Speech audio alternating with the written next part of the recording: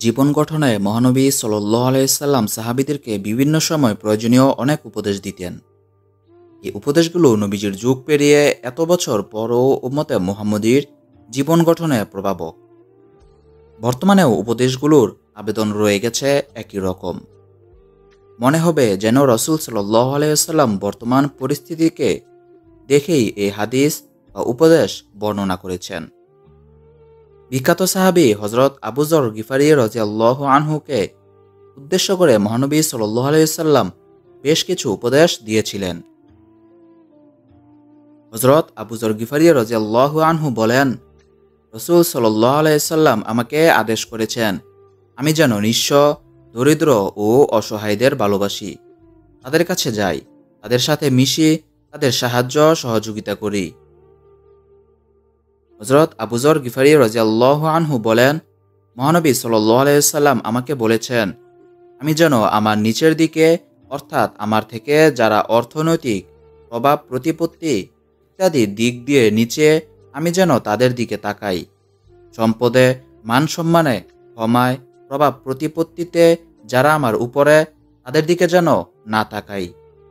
কেননা উপরের স্তরের লোকদের দিকে তাকালে মন খারাপ লাগবে, কিন্তু নিম্ন স্তরের লোকদের দিকে তাকালে মনে প্রশান্তি আসবে। তখন মনে হবে আমার চেয়ে অসহায়, দুর্বল, দরিদ্র ও নিম্ন স্তরের লোকও আছে। আল্লাহ তাদের চেয়ে আমাকে যে ভালো রেখেছেন তার জন্য আল্লাহর শুকরিয়া।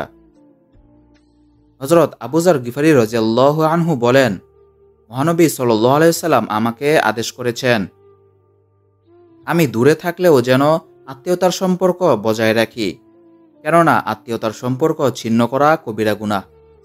আল্লাহ তাআলা ইরশাদ করেন, তোমরা আল্লাহকে ভয় করো এবং রক্ত সম্পর্কীয় আত্মীয়দের সম্পর্কে সতর্ক হও, অর্থাৎ রক্ত সম্পর্কীয় আত্মীয়তা ছিন্ন করো না। সূরা নিসা 1। মহানবী সাল্লাল্লাহু আলাইহি সাল্লাম বলেছেন, রক্তের সম্পর্ক ছিন্নকারী কখনো জান্নাতে প্রবেশ করবে না। সহিহ বুখারী, মুসলিম।